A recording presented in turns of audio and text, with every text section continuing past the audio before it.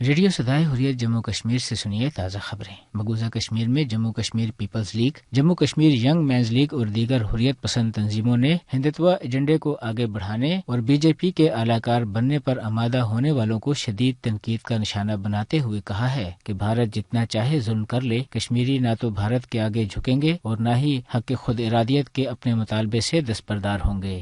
مقبوضہ کشمیر میں جموں خطے کے قصبے ادھمپور میں بھارتی paramilitary central industrial security force CISF کے ایک اہلکار نے اپنے ساتھی اہلکاروں پر اندھا دھند فائرنگ کر کے ایک اہلکار کو ہلاک اور ایک کو شدید زخمی کرنے کے بعد اپنی زندگی کا بھی خاتمہ کر لیا۔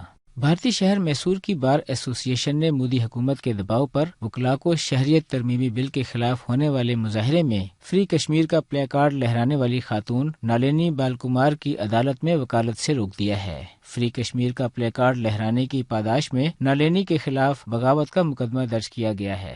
مائکروسافٹ کے CEO ستیا نڈیلا کی جانب سے انڈیا کے شہریت کے متنازع قانون کو افسوسناک قرار دیا گیا ہے، جس کے بعد سوشل میڈیا پر اس بارے میں بہت کچھ کہا جا رہا ہے۔ ان کا یہ بیان اس وقت سامنے آیا جب انڈیا کی مختلف ریاستوں میں شہریت کے نئے قانون کے خلاف احتجاج ہو رہے ہیں اور متعدد تشدد کے واقعات بھی سامنے آئے ہیں۔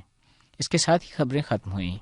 آج بھارت کے تمام ادارے مودی سرکار کے زیر اثر ہندوتوا کے ایجنڈے کو فروغ دے رہے ہیں۔ بھارتی مین اسٹریم میڈیا بھی اس میں پیش ہے، جو کہ مسلسل مقبوضہ کشمیر کے حوالے سے اپنی ہی عوام کو گمراہ کر رہا ہے۔ بھارت کی مشہور صحافی عارفہ خانم شیروانی وائس آف امریکہ سے انٹرویو میں اس حقیقت سے پردہ اٹھا رہی ہیں۔ بہت شکریہ وائس آف امریکہ کے لیے وقت نکالنے کا۔ میں آپ سے گفتگو کا آغاز کرنا چاہوں گی آپ کی ایک ٹویٹ سے۔ آپ نے ٹویٹ کیا کہ ashamed of the medium to which I gave several years of my life and career، اور یہ آپ نے کشمیر سے واپس آ کے یہ ٹویٹ کی۔ مجھے تھوڑا وجہ بتائیے کیوں آپ کو یہ لکھنا پڑا؟ نیشنل میڈیا جسے کہا جاتا ہے یا ڈیلی میڈیا جسے کہا جاتا ہے، جس طرح سے اس نے بالکل کنٹراسٹنگ پکچر پیش کی ہے کشمیر کی، جو کچھ وہاں پر ہو رہا ہے، جو میں خود دیکھ کر آئی ہوں وہاں کئی دن گزارنے کے بعد، اور جو کچھ یہاں پر ٹیلی ویژن چینلز پر دکھ رہا ہے، دونوں طرح سے پورے طریقے سے کنٹراسٹ ہے۔ وہاں پر بول رہے ہیں نیشنل میڈیا پر، ٹیلی ویژن چینلز پر لوگ کہ سب کچھ ٹھیک ہے، سب کچھ نارمل ہے۔ تو اس لیے مجھے اس بات کو لے کر افسوس بھی ہوا اور شرم بھی آئی کہ جو جرنلسٹ ہیں ان کا کام ہوتا ہے کہ جو حقیقت ہے، جو ریالٹی ہے، اس کی عکاسی کرنا، لیکن یہاں پر پوری طریقے سے تصویر الگ دکھائی جا رہی ہے۔ اس کے سیدھے طور پر وجہ میں دیکھتی ہوں کہ پچھلے 5-6 سال میں جو پالیٹکس ہمیں دیکھنے کو ملی ہے ہندوستان میں، وہ نیشنلزم کے ارد گرد پالیٹکس ہے۔